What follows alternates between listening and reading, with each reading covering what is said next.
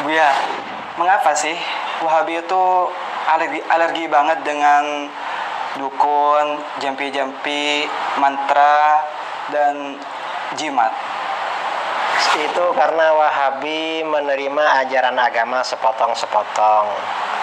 Di dalam kitab-kitab hadis tuh sebagian sahabat profesinya dukun.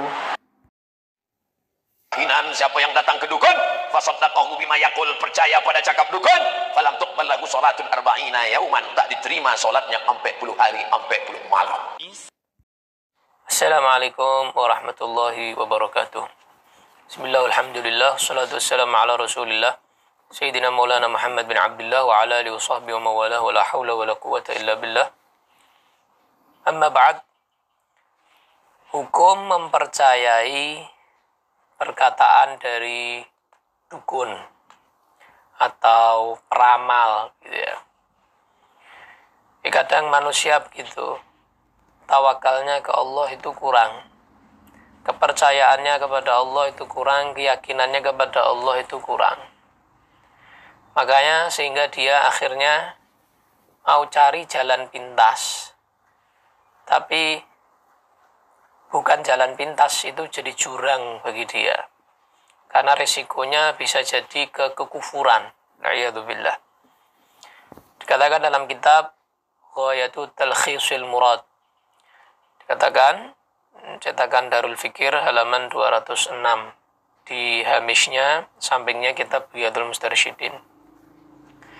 Di situ dijelaskan bahwa kalau diperinci hukumnya, kalau tanya kepada seseorang atau peramal atau dukun, percaya bahwa perkataannya ini berpengaruh, memiliki pengaruh gitu ya. Bahkan api, kita kalau mempercayai api itu yang membakar, maka ini bisa murtad, a'udzubillahi min dzalik, kufur, bisa kufur. Karena berarti dia percaya ada al-mu'athir yang memberikan pengaruh ghairullah, selain Allah gitu. Bahaya. Tapi kalau hanya sebatas dia misalnya ada temennya, misalnya dia tahu temennya itu punya kelebihan begitu, misalnya indera keenam misalnya, terus kemudian dia tanya-tanya aja, gini kenapa ya, kok begini kenapa ya, tanya-tanya aja, tapi dia nggak percaya itu perkataan orang itu tuh berpengaruh, perkataan orang itu tuh ada taksir, ada pengaruhnya. Maka di sini dia berdosa karena dia tanya sama peramal, sama dukun. Bahkan kalau dosanya banyak, ya bisa jadi fasik, bisa jadi fasik. Kalau dosanya lebih banyak dari pahalanya dia, ya bisa jadi fasik. Na'udzubillah min dzalik. Jadi nggak usah lah tanya sama peramal, nggak usah tanya sama dukun. Percaya sama Allah Subhanahu wa ta'ala, ya. Percaya sama Allah bahwa apa yang Allah tentukan buat kita itu yang terbaik. Walaupun kadang-kadang dalam bentuk yang kita nggak seneng. Fa'asa an takrahu syai'an wa huwa khairul lakum wa asa an tuhibbu syai'an wa huwa syarrul lakum, kata Allah. Terkadang kalian nggak suka sesuatu tapi itu terbaik buat kalian. Terkadang kalian suka sesuatu tapi itu buruk buat kalian. Wallahu ya'lamu wa antum la ta'lamun. Allah yang Maha tahu, kalian enggak ngerti apa-apa makhluk. Sudah derek aja sama Khalik, gitu aja sudah. Ikut aja. Jadi enggak usah tanya besok tuh ramalannya apa, yang akan datang ramalannya apa, pekerjaan saya ini maju atau tidak, pekerjaan saya ini nanti bakal sukses atau tidak. Jalani aja.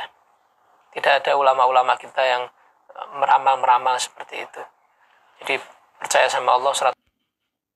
Orang ini hidup di zaman Nabi, sudah dipanggil Idrus Jahl sebab ketika syariat mengatakan selalu bertolak belakang. Ketahuilah definisi sahabat itu, dia yang bertemu dengan Nabi, bersyahadat hingga ia wafat, masa dipanggil dukun. Idrus Jahl mengangkat hadis dalam Sahih Muslim untuk menyatakan sahabat sebagai dukun. Silakan cek videonya pada akunnya jika pada masa jahiliyah tak masalah. Namun dia dikatakan sahabat berprofesi dukun. Nyatanya hadis tersebut bukanlah membahas perihal perdukunan. Dalam kalimat tersebut tercantum kata roki, berasal dari kata ruqo yang artinya ruqyah atau jampi-jampi. Dan para ulama telah membagi dua perjampian, ada yang syar'iyah dan ada yang syirkiyah. Tengok saja hadis riwayat Abdullah bin Mas'ud yang mengatakan sesungguhnya jampi-jampi, jimat dan pelet adalah syirik. Hal itulah yang menyebabkan pembagian ruqyah, karena Yahudi dan Quraisy pun meruqyah namun dengan kalimat kesyirikan. Jadi mungkinkah sekelas sahabat terjun dalam profesi yang berkonotatif negatif, yaitu dukun?